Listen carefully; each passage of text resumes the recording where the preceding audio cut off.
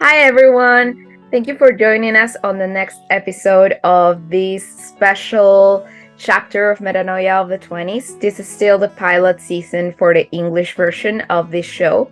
So, today we're gonna dive into a really interesting topic that may resonate with a lot of us, that is being able to keep relationships, or how we are dealing with relationships when we live abroad, when we have that tag of internationals or maybe international students or something like that.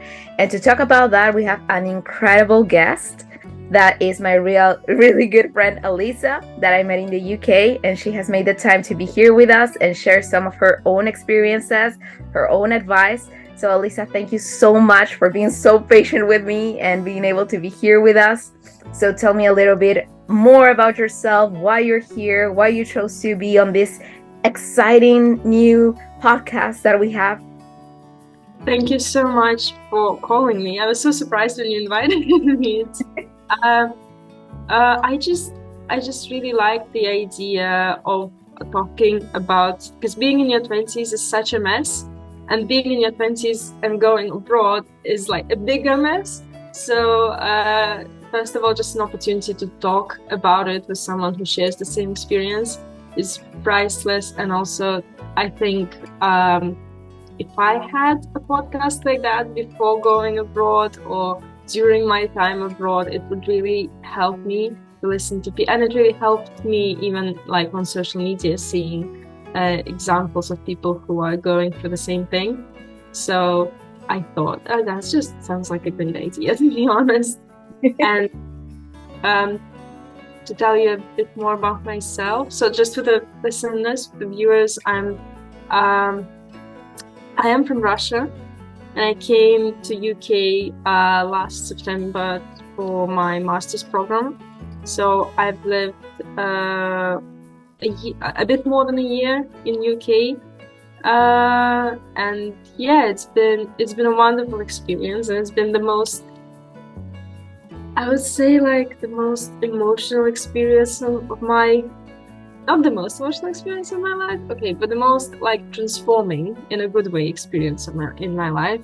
And there is so much in it that I'll be happy to discuss with you. That's amazing. And why I asked you to be here, because you kept liking the post that I made on Metanoia of the 20s in Spanish. And I was like, this girl wants to be here. It's in Spanish. She doesn't understand everything, but she's there. Yeah. I make podcasts myself. So when I saw you, like, I know how much hard work is there to produce every single episode, to organize everything. And I just love the topic. I'm like, that is something that should be there. Yeah, it's really interesting. And I love to be talking about this particular thing and with you, because so like backstory, we met working at the university we were studying a master's degree in, and it was really fun because we actually bonded over talking of our cats back home and how much we were missing them. It was so fun because both of us kept showing each other the pictures. Yeah, this is my cat, this is my cat doing this. So it was really fun, and sharing that I miss something from my home country. I may feel homesick. I have this amazing life in the UK right now, or abroad, or wherever you're living, but it's like home away from home that you're making, sort of. But at the same time, it's hard. Like you were saying, this is really, really something that I want to like put out there, that is like being in your 20s is hard enough, that voluntarily you add the fact that you're moving abroad and you're making a life for yourself out there. So it's hard enough to do it. And we're choosing, like, we're being a bit masochistic, I think, doing a little bit, yes. But yes, it's really interesting. And I didn't know that you had a podcast. You didn't tell me that. That's really interesting. So what do you talk about on your podcast? On my podcast, again, it's like still developing. Back home, I did a podcast because I'm religious and I'm Russian Orthodox. Mm-hmm. And we did a podcast where people of different religions. We're still editing it. So we have a Muslim girl and a girl from Judaism, and different confessions of Christianity as well. So a Catholic girl and an Anglican girl, and they all live in Moscow and they all in their 20s.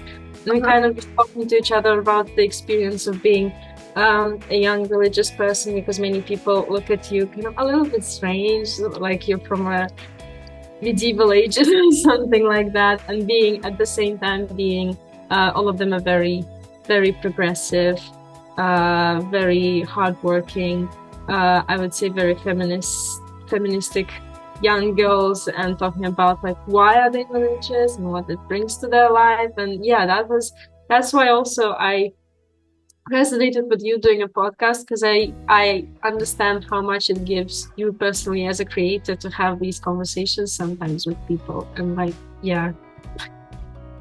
It is. Wow, that's really interesting. I actually want to know more about that podcast. So afterwards, let's talk about it because it sounds really cool. I also consider myself like a really, I'm not gonna say religious, but a really spiritual person that's trying to find and recreate that relationship with God. And I think that also helped me a lot through this process that we're gonna talk about living abroad, keeping these relationships, being able to stay sane during this period. So it would be really cool to talk about that as well. But it sounds really cool, really amazing. So we're gonna start digging into these segments that we divided into 3 parts that we're gonna talk about today. So first off, we're gonna talk about the dynamics of having relationships abroad. So I think originally I thought about this part to talk about how we keep the relationships we have at home, like how we talk about how we're dealing with talking with family, finding maybe the right schedule, because there's also this time difference that is so messed up sometimes, that is like I'm waking up and my family is going to bed, or they're at work and I just came from work. So it's really hard to find a time to talk with them, sit there, put on your video camera and start like having a really good conversation with your family, that you feel like they're there. But afterwards it's like you hang up the call and you're alone in your room. So I think that part, at least for me, brought a lot of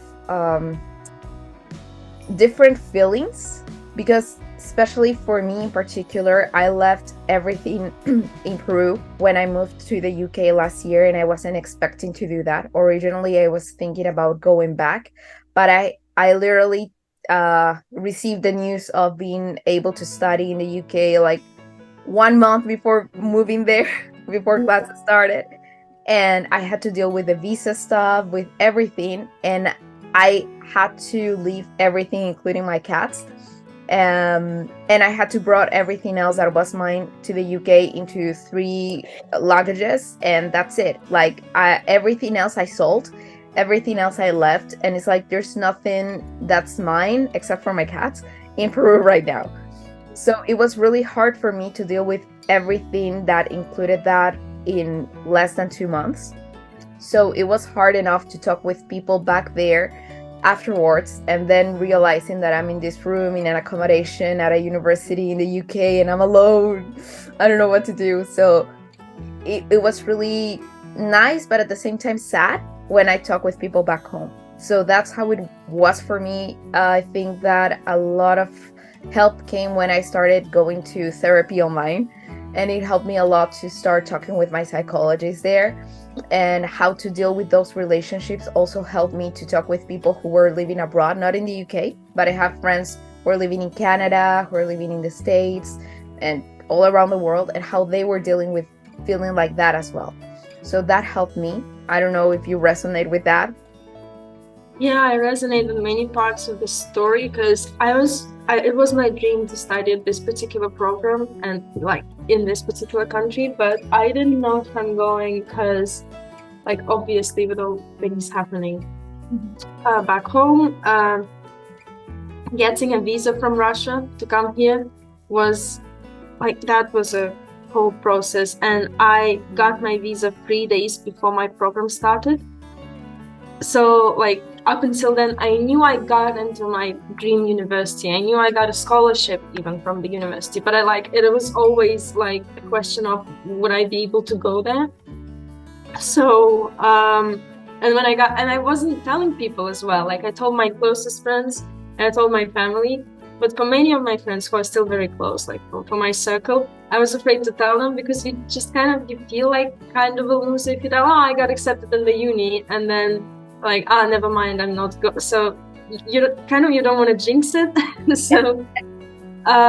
So when I got my visa, and it was very hectic, just packing your stuff. And I do resonate with the part when you say you need to pack your life, even though I knew back then I had like a very fixed mind. I'm going back home, like whatever it is, I know that I'm gonna be back home, even if I kind of find a way to balance two countries or work somewhere that allows you to travel back and forth.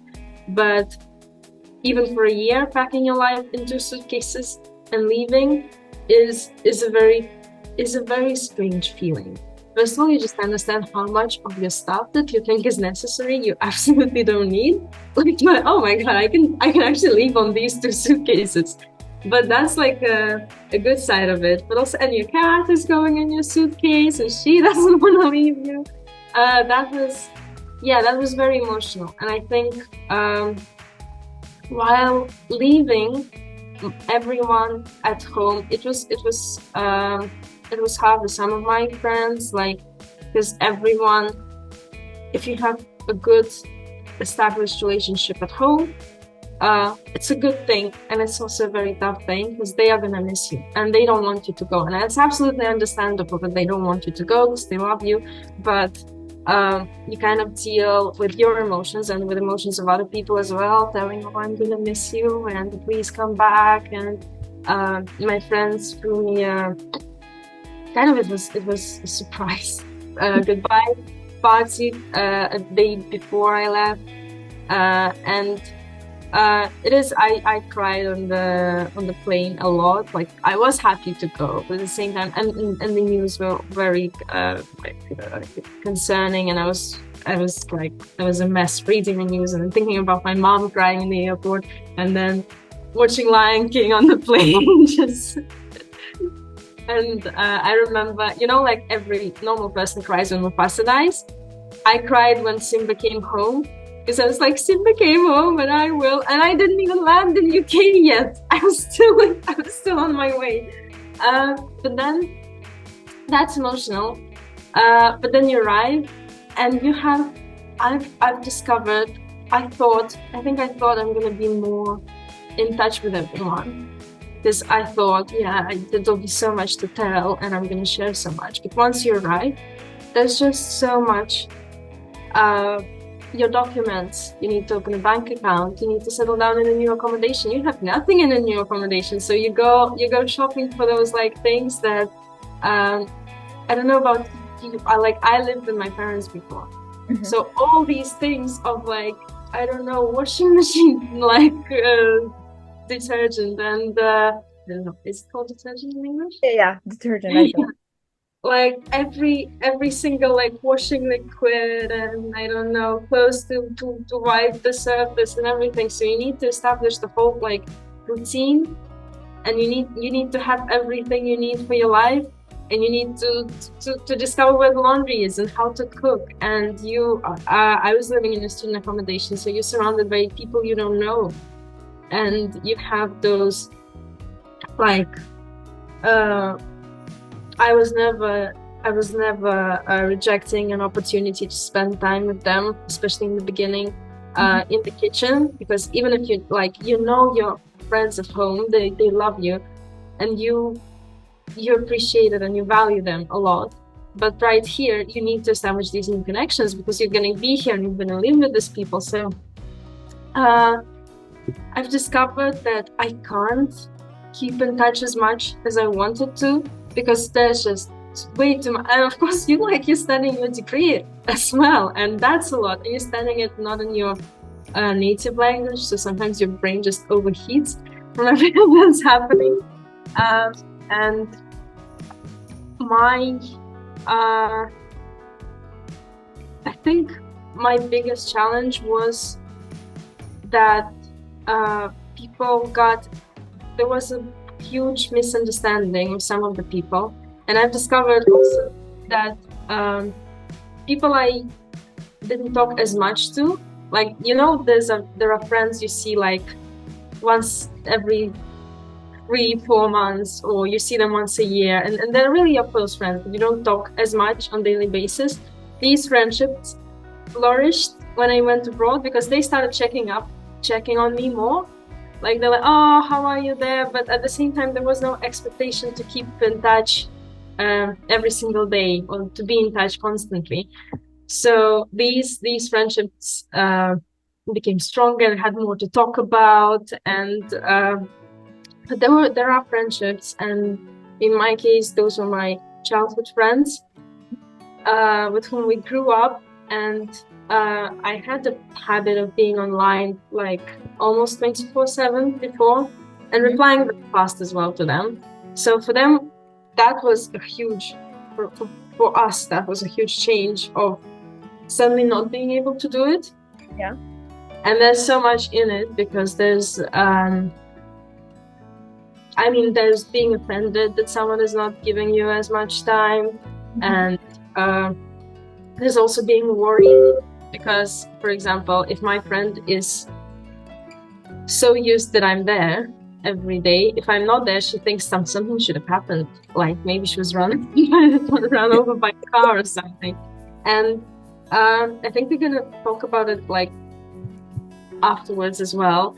But yeah, I realized for me it was more of not a challenge to kind of put the phone down and realize you're alone, but the challenge of like finding time to communicate with your friends and family. But my family, I should say, like, my family has been my biggest support throughout the entire process.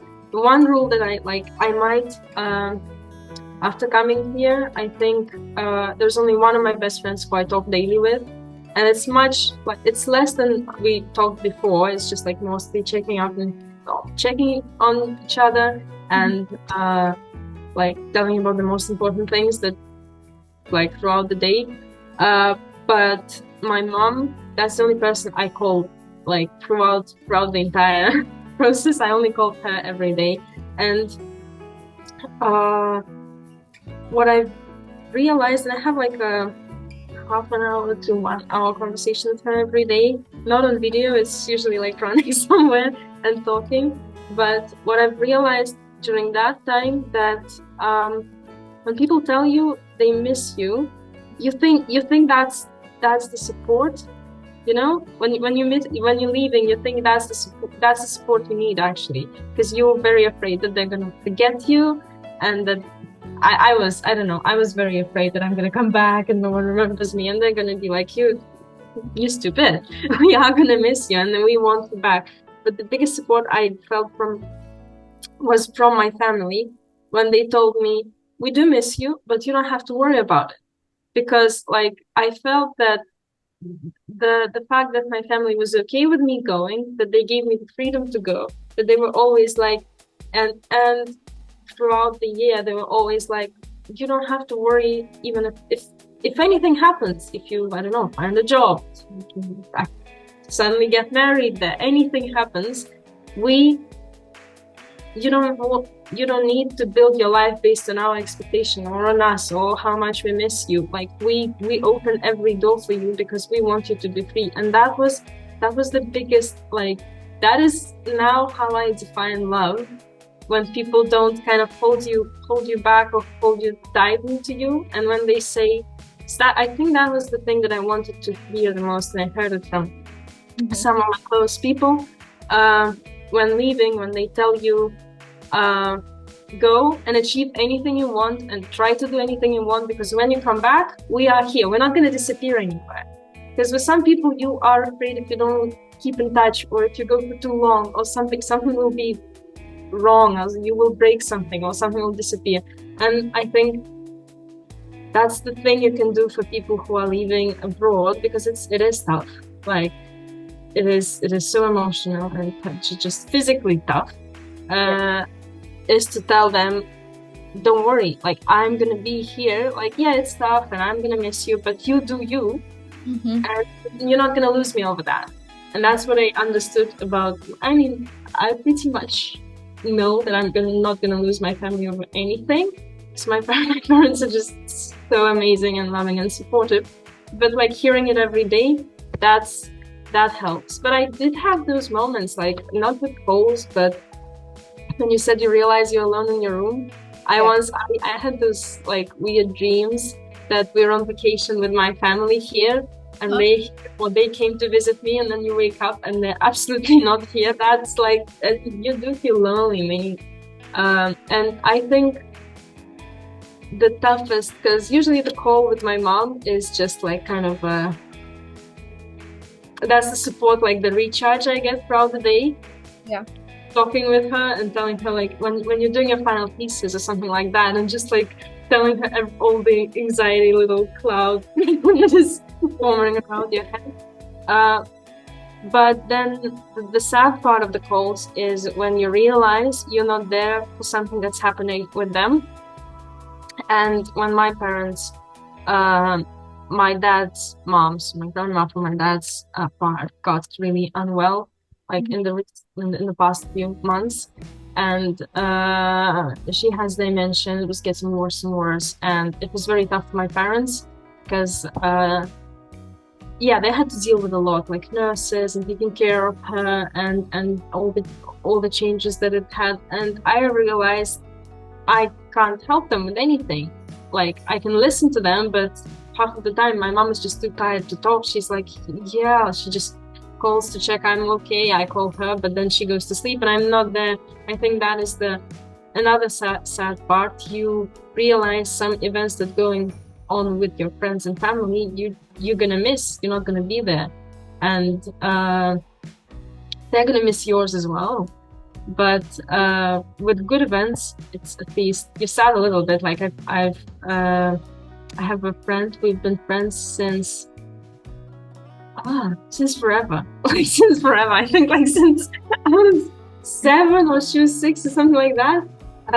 And we live in different cities in Russia, but it's still like we love each other so much. And since we were children, we were planning as girls sometimes do like when we have a wedding, you're gonna be my this, you're gonna be my that. So I was in UK and she had a wedding without me, and that was sad. But at least like for these things, you are happy for them. Like I edited a video for her, like she called me from there. But with other things, you just wish you were there just to help sometimes, but you can't. That's true. That's true, and thank you so much for sharing so many things in that way, because it's so many things that go on your mind.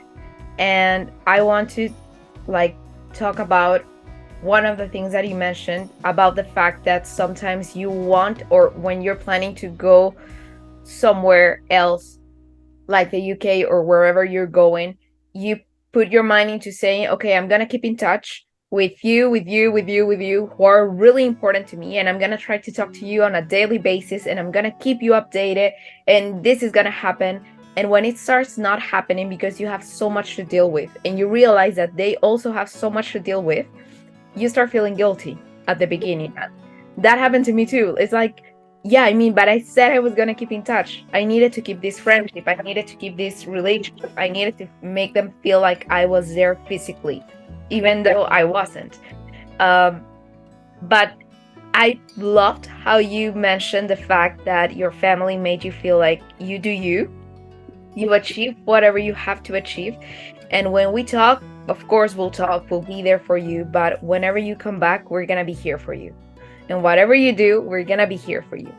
And I also think that's a definition of love. I love how you put it.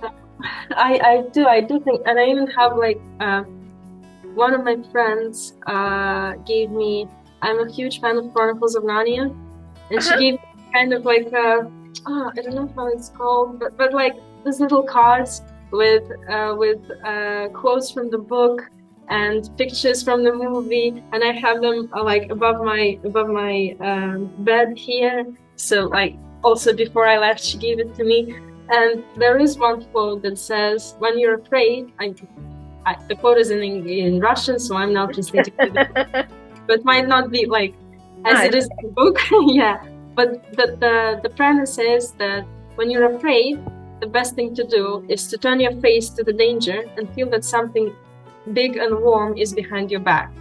And this, I think in the book, first of all, it's about, I perceive it as something being about God and religion, first of all, but also that's how I felt about my family. Like that feeling of whatever is here, I know what's behind, and it's covering me and it's protecting me. That is love. it is, and I really liked it. I also love Narnia, so yeah, that's really nice. Yeah, and actually, yeah, Narnia, like C.S. Lewis wrote that book, and it has a lot of references from the Bible and from God, and it's really interesting. That's like a whole new topic, but yeah, it's really cool. But yeah, it's really nice, like to see your family and your closest friends as that. Like I may not talk to you like in 1 year, but I know you're still there. Like if something happens, or if I need to talk to you in one particular moment, I know you're gonna be there for me, and vice versa. So that's really beautiful. I also found that part. Um, I think I still feel a little guilty when I don't keep in touch with as many people as as I think I should. I think I still need to work on that. But at the same time, I also feel like I have that support. In my case, it was maybe a little bit easier for me to not to leave, because in the way that my family no longer lives in Peru, like most of them, they actually live in Europe. And my parents died a really long time ago, so I didn't have to leave like that nest that nest that it's sometimes so hard to leave once you've lived with your family for so long. But still, for me, it was like really hard to leave everything that I built, because maybe I didn't leave before that because I felt safe, because you have like your own language, you have whatever you studied in your undergrad, your work, your connections, everything that makes you feel in that comfort zone. And maybe I didn't have like that family, like that nuclear family that I used to have, but I had the memories of that family there. So leaving that was really hard for me in a really weird way. So I don't have like those calls that I wish I could, but like it's easier in that way somehow. But at the same time, it's like you feel a little bit guilty, at least in my case, for not being able to be there for those memories that I left. It's like, how come I have chosen to leave those things that, for example, my parents worked so hard for me to have in that environment. I left my work, and in my case, my friends from work made me also a goodbye party. And I also felt like I could do so many things here, but I'm choosing to go abroad as well for my dream and everything else. And it's like really hard right now, and you know what I mean, to find a job here, to make them see you also not being able to speak the same. Like, of course we speak English, but it's not the same as comparing it to a native speaker. So it's really hard to find that connection professionally and also with others, because we meet so many international new friends. And that's also something else that you were mentioning, and I also resonate a lot with that. The fact that you don't only have to keep the relationships with people from your home country, you also have to make new friends. Yeah. And you have to do it because you're living abroad and you need to make connections with them. You need to make new friends. And it's not making friends when you're 6 years old. You're making friends being something. Yeah. So it's really difficult. At least for me, I don't know, maybe some people are really extroverted and are really easygoing and they can do it. But in my case, it was really hard. But I'm also super happy because I was able to meet really, really nice people, you included. And I'm really happy that I met this great international group. Also, a lot of like English people as well, who are really great to me too. But you resonate a little bit more with people who are dealing with the same things that you are. So that was really cool, and I felt like I made a home outside from home. And yeah, sometimes it's hard, but I think that it's worth it in a way, because you're living your dream and you're building new dreams, and you have the certainty that whatever you do, however you do it, like the right people are still gonna be there no matter what. And I think that's really beautiful. It is, and I do resonate with what you said. For me, I think I made some friends who are UK citizens and people from UK, but most of them were international students, people who came here like me. And as you said in the beginning, with whom you bond because you find this opportunity to share that you miss home, and you get, and they understand you and you understand them. And what is also a strange thing for me, it turned out that maintaining my relationships at home was more difficult than finding new friends here. But one thing that also I kind of had to learn from this entire experience, you will not be able to describe, to be understood by people you left at home sometimes about what you're experiencing here. Because some people, they really didn't understand. They're like, why are you spending so much time with these people you met 3 months ago? And you can't explain that, feel like a little family because you eat together.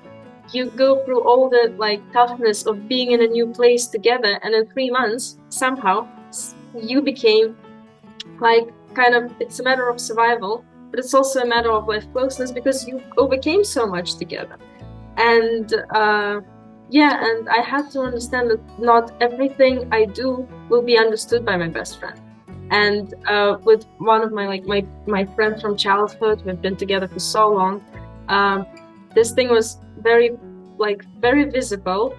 I had to understand maybe I won't have a friend who I'm able to share 100% of me and be understood, but I have a lot of friends and they will understand different parts of my personality, if that makes sense. But my whole experience abroad can only be shared with people who are experiencing the same thing, and that's how it is, and it's okay.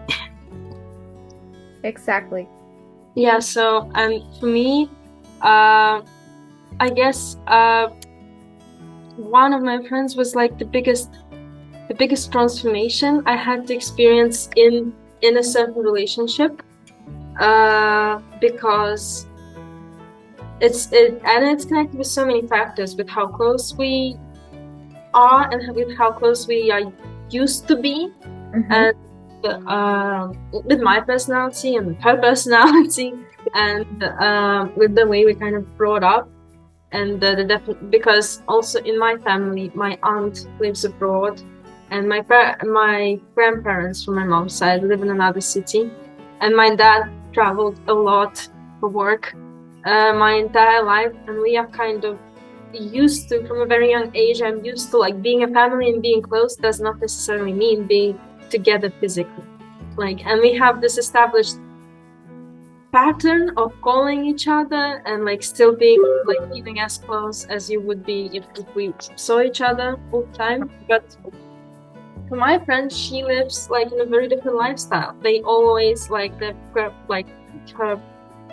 her grandma lives with her parents, and they and it's a very different feeling, very different kind of household, where being physically is with each other is seen in a different way, and it is a priority. And I do realize the thing is, it's also tough for people who you're leaving to kind of get adjusted with this feeling. And for example, for her, several of her friends left at the same time. Okay. So I do understand that you are going through very different challenges at the same time, and you're trying to kind of remain in this friendship and have this connection, and the friendship evolves. But I remember when you first called me on the podcast, we've been going with this friend, we're going through some kind of crisis. So I was really unsure if I would need to tell you on the podcast that I've lost a friend. But actually, before I came here, we did resolve it, and but we had to go like through some things. We had to establish, like, you know what, we had to leave the messenger where we used to text, because it's like kind of a metaphorical change, and say, okay, you know what, we're starting over with a different kind of conversation, different kind of regime. We're not gonna expect from each other to text each other back. And I think what's interesting in that, I know I'm talking a bit chaotically, but that's because the experience is very chaotic. Like, it's all over. Yeah. And I think what I've realized,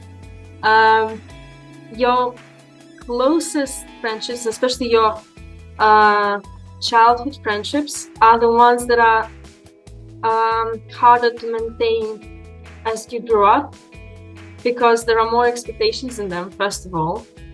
And because there are also expectations of you. Like, for people I met in my 20s, they are not surprised of something I do. But for people who knew me as a child in school, I was very shy, I was very quiet, books were my best friends. And for them, like, seeing me going to parties, like, I've discovered I love dancing. I do it terribly. Like, I'm worst at it, but I love dancing. Because some kind of just like sublimation of all your emotions. Exactly. Or like whatever, going on dates or something like that, and not making time for them. They kind of have this dissonance with the image they have of you in your head, of you being like 16, 11, 12. And sometimes it is a strange feeling, like, because sometimes you think, I am this. Why are you comparing me to something, to the time when I didn't really feel myself? But it also makes sense, because you have this whole image of them, and this can be tough sometimes because of all the expectations that are in this friendship. And I guess what I've discovered, it comes down to how much you both are ready to do for maintaining this friendship. Because with me and my friend, whatever the differences are, and whatever like the challenges are, we both recognize that this friendship worth like putting effort into.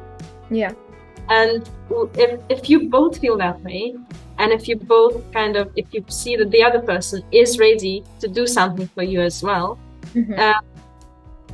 that is how you maintain it. Because it will evolve. Like, you will never be in the same state where you went to school every day and you saw each other every day and then you went back, like, so. But if you're able to evolve through that process, and if like, when I see that my friend actually like wants it and takes it seriously, that what gives me like, you know what, it's worth it, because it's my childhood friend. Because no one knows me as well, like, in some part of my life that is like a mystery for everyone else who's meeting me now. And I have two best friends who grew up with me, and with both of them, like, I had to go through this process of like being adjusted to this new kind of friendship and new kind of connection, and also understanding that that's another thing that has nothing to do with like traveling abroad, but it has with growing up, that your childhood friends are the ones that are most likely to grow into people with different views, if that makes sense. Because when you grow up, like, I would probably surround myself with people of the same views and the same values and the same so like, and your childhood friends, that this is unpredictable. And all of my childhood friends, like these two best friends, they are the ones with the most kind of opposing views, whether it's like it can be anything. It can be like on just in the way you live, how you live politically, or anything. But this is also, and it can sometimes be tough, but it is also valuable, because otherwise you remain in this bubble of people you've surrounded yourself with, which all kind of think the same and are interested in the same things, and there is no diversity in what you hear and what you what you listen to. You just like, you're in this like safe environment of people who think the same as you. Your childhood friends might end up being your only connection to people who think differently. So they are the hardest to kind of go through this evolution with. But at the same time, they are like, they're worth it for so many reasons. Like there are things that are gonna lack if you give up on that. Yes.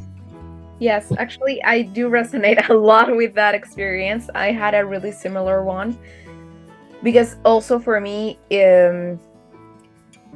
I used to think with that like, it's a long story, but let's make it short. So I used to think that I was really, really introverted and shy.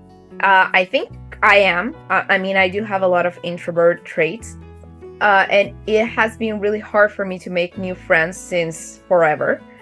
But I don't know I don't know if you've heard about this, but they say that psychologically, when you speak a different language, your personality changes a little bit. Yeah. So I don't know if that's true or not, but to be honest, when I'm on the English mode, I feel more extroverted. And I don't know why, but it was really easy for me to make connections and make friends in the UK versus what I did in my home country. So I make as many friends, I think, as I already have from 20 years ago in 1 year. So it has been amazing. I loved hanging with them. I also met this new side of myself. So I also loved what you were saying about the fact that sometimes you have these childhood friends who know you as no one else would. But at the same time, it's like they know this maybe 16-year-old version of yourself that is like, I mean, if you knew me back then, let me introduce myself again. This is me. Hi. I changed. I changed a lot. I evolved a lot. And this is a new me. I love doing this. I love doing that. I realized that I love going dancing. And trust me about the dancing traits, no one does it in the right way. Everyone has their own way of doing it. And it's the right way, because as long as you have fun, that's the right way to do it. So don't worry. But the fact that we go changing, and in my case, I realized that I have this different way of being myself abroad than what I was back in Peru. For instance, all my studying life, I may put it like that, because during high school, like when I was a teenager, during my undergrad, when I was younger, but still, like, usually people like go out dancing, they have relationships, they do a lot of crazy stuff. That is that time where you try new things. I didn't try them. I was just like this introverted girl who had like a short group of friends and was like studying and doing her stuff and working and not going out at all. And then in the UK, it was like a whole new world. Not because I was like, I need to do it, I need to try everything new, but because I felt comfortable doing it. I had the friends to do it with. It was different, and I felt like, really, I want to try this. I want to go walk in the woods. I want to travel, like, I want to make plans one day before. I want to go dancing until 5 a.m. one day. I want to do this, I want to do that. And it's like this whole new opportunity to be a different side of yourself without losing your essence. It's something that it's really hard to explain to someone who's not going through the same thing. Yes, it is. And it's true that you have a different, like, not a different personality. That's the thing. Like, people would feel like, I don't know, that you're pretending or that you are doing this just to do it, but you really can't explain that. Sometimes you just left behind something that was kind of either holding you back, or something you were just too afraid to change because, like, people know you as you are. And here it is different. You think in a different way. Like, my language and English language, they are just so structurally different that I'm sure when I talk in English, I think a bit differently than when I talk in my own language. And yeah, but it's hard to explain. But another thing that I've realized, you won't be able to explain everything to everyone.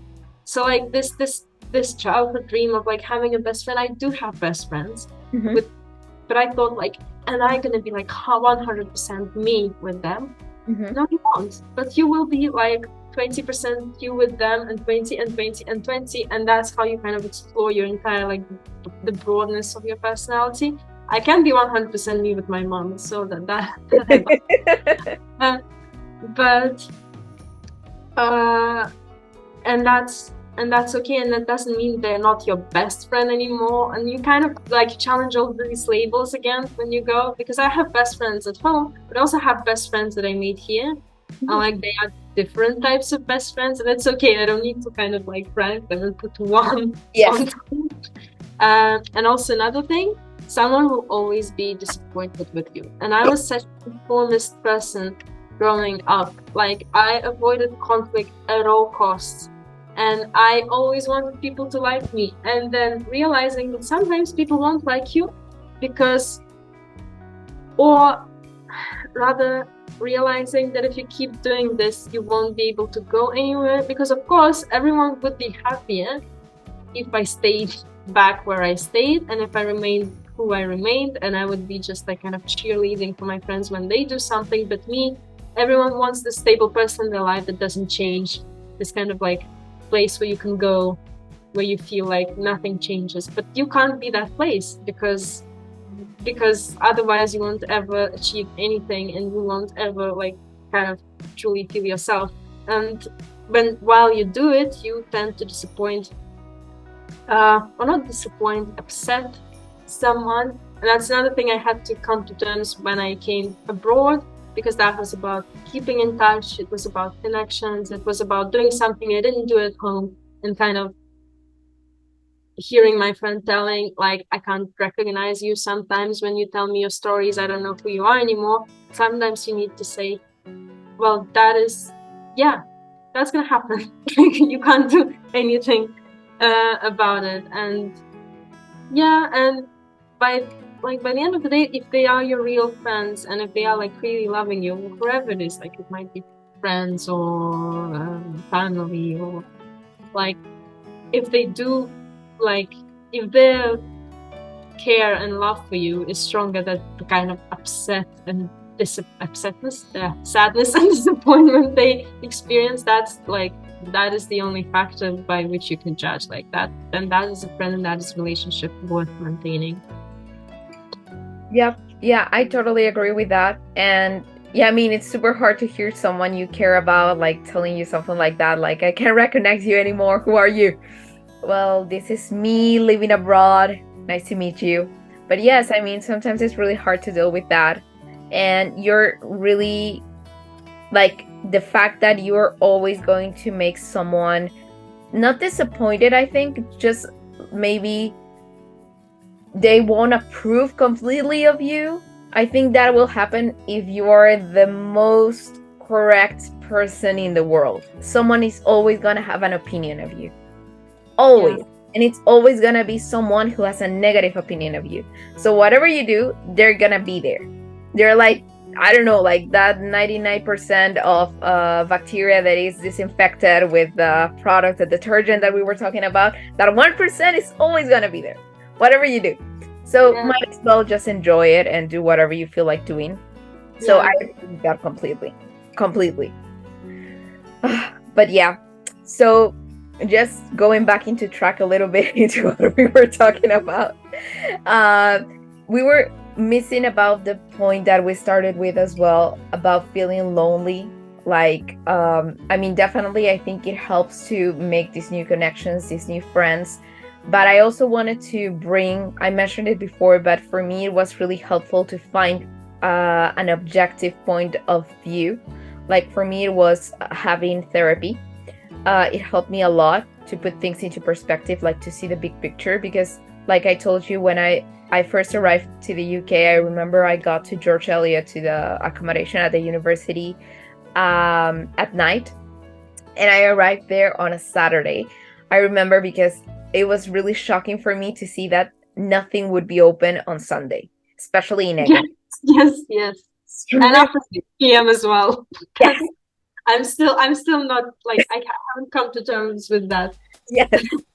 So, and I didn't get there like to London, to like the big city and everything. I got there, so when to anyone who'd like to Google it, and Egam is a really beautiful, but it's a really beautiful small village. It's really small. So I got there, and I remember that I didn't see anyone at the place that I was staying in. And the next day, it was like room is completely empty. I just have my suitcases here, and there was nowhere I could go to eat. I didn't meet anyone for the next 3 days. I didn't have anything to buy. Like I wasn't able to buy anything. I didn't know like how to like the places I could go to, like Tesco. I didn't know where to go to. And I felt like I got to a ghost town. And I remember like grabbing my stuff and just sitting in the bed and was like, I mean, what the hell did I do? Like what am I doing in this like room alone, not knowing anyone? And I felt so alone. It was a sinking feeling that I have never felt before. And I didn't know what like how to proceed with life. So for me it was really helpful at that point to start seeing that big picture of remembering why you got here. Why did you make all the decisions that brought you here? And it was like, wait, you have always dreamed to come in here, you always wanted to do this. It wasn't like a decision you made lightly.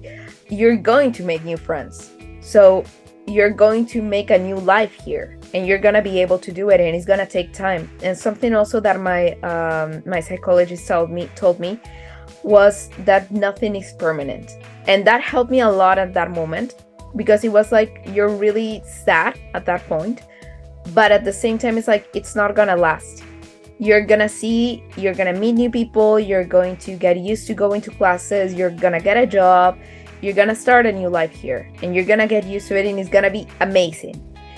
And it was amazing, but at the same time the other part comes. This amazing life, this peak that you have, it's gonna end, and you're gonna have to start all over again.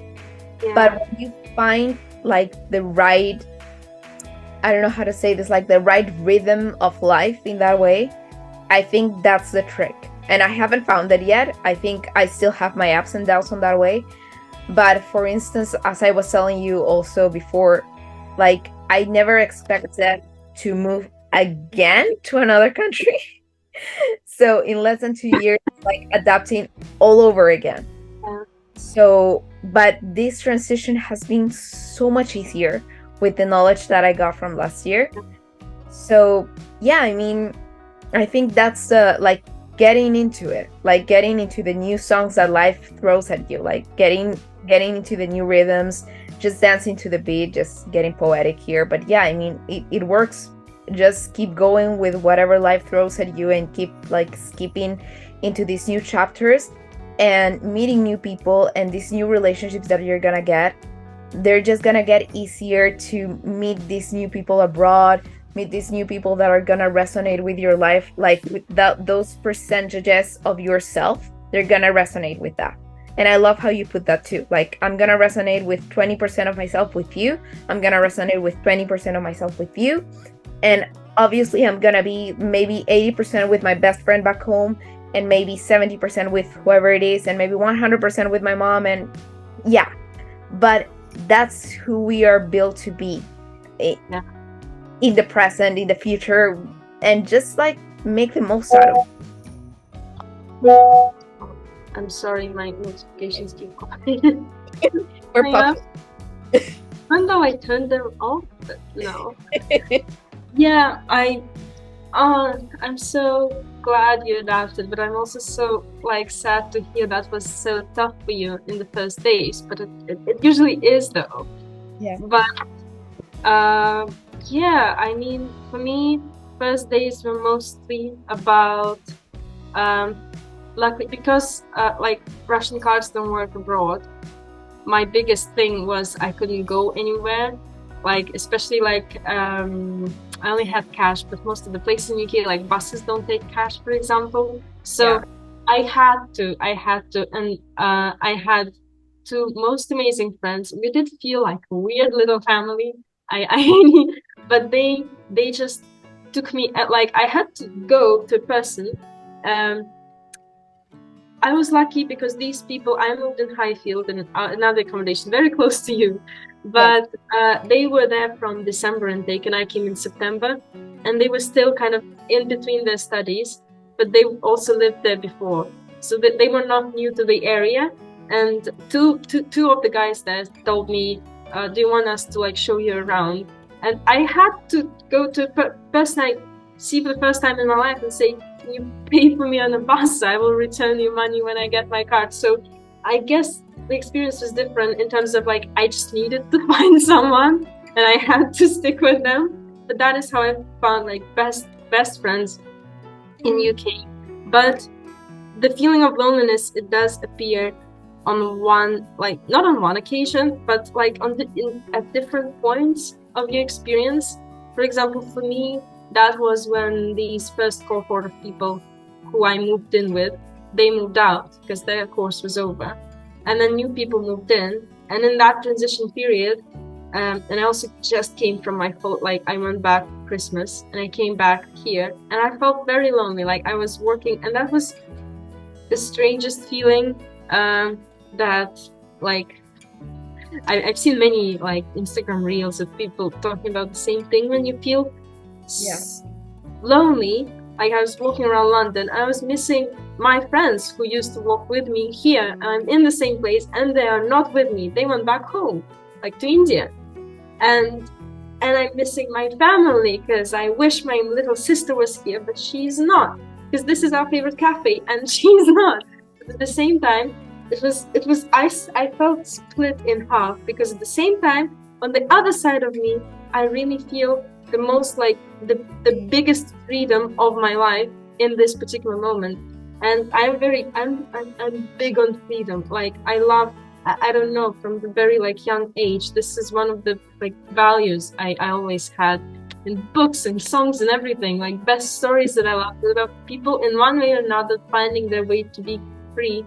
And for me, that helped. When I felt lonely, at the same time I felt free in a very weird way, that like right now I'm so on my own that I can do, like that is my time to do anything, to be anyone I want, to go anywhere I want, because I know this is me and myself, and I can decide to do whatever I want. I don't need to take into consideration like other people or other plans, because there are no other people, no other plans. And but sometimes, I don't know, this feeling of loneliness, it gets balanced out with other things.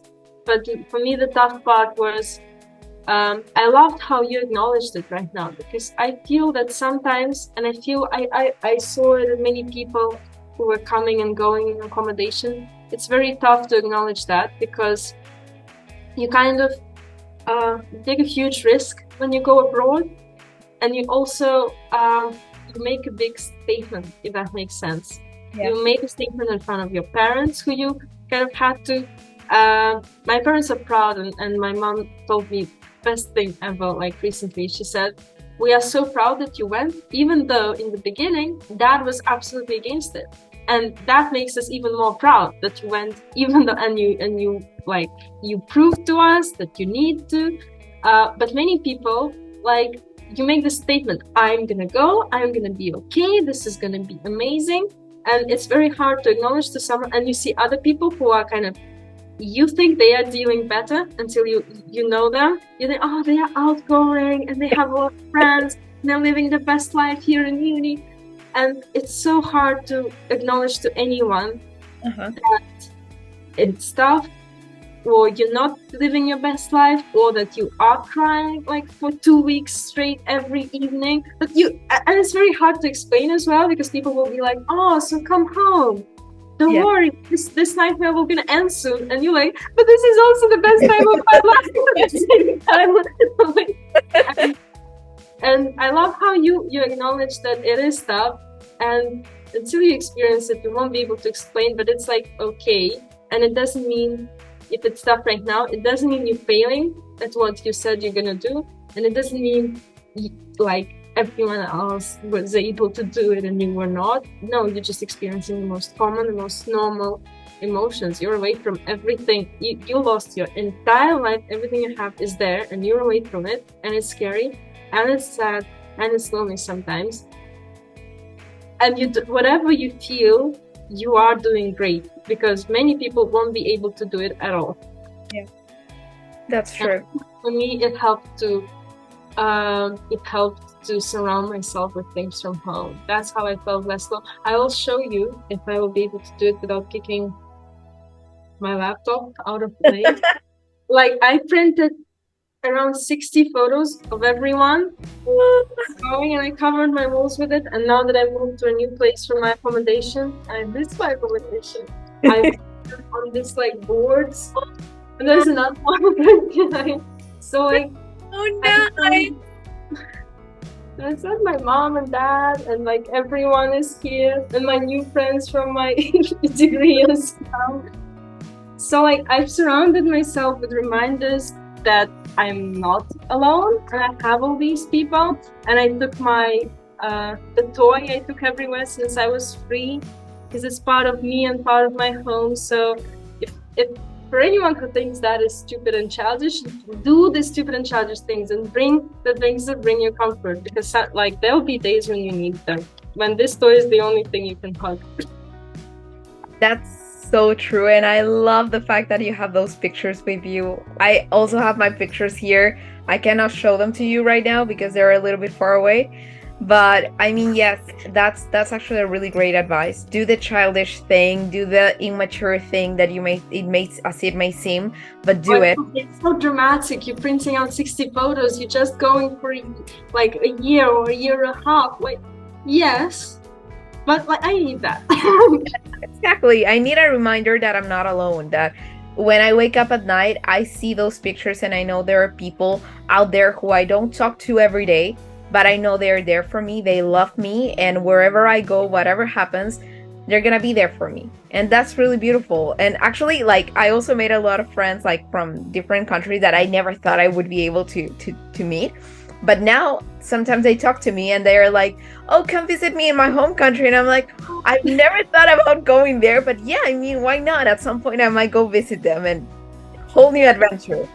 So that's the thing. When we were talking about building relationships here abroad, the thing that came to me, like, it is so hard to say goodbye, because you are all here and you don't know what's going to happen, because some people stay here and some people go back home, and some people absolutely can't decide what they are doing. Some people go to a third place, and you make those connections and you share a unique experience, and then all of a sudden you need to say bye. But that is tough, and that is so sad. But at the same time, they start saying that, like, you come visit me in France, come visit me in India, come visit me in Spain, and that's how you know you do have friends all around the world now. And that is beautiful. I never had friends all around the world before. So yeah. That's really beautiful. I really love talking about this subject with you, Alisa. It was really cool. I didn't know a lot of things that you told me, and thank you so much for being so open and share so many experiences you've had. I'm certain that people who hear this and are on the process of moving abroad or before doing it are gonna be able to relate, and hopefully it will help them. Like, that's the whole point of doing this. So thank you for doing that. I'd love to talk more with you about the subject of your own podcast. And if you're into it and you liked it, you're more than welcome to come back to this one and talk about something else. I'd love to. Thank you so much for calling me. And I really hope this will help someone, because, yeah, if I was to give one advice, I would say, do listen to people, or find friends who are going through the same experience, because that is what's going to help you, just to share it with someone who relates to it. They might not be your closest people, but in this sense, they are. So I hope you're doing a very important and great job at doing this podcast. Thank you. Thank you so much for your kind advices, for everyone who's listening to this. And that's thinking more than 2 people are listening to this. But yeah, thank you. And I'll see you the next time whenever you like. This is an open option for you to come back. And I'll see you soon. Thank you. It's beautiful.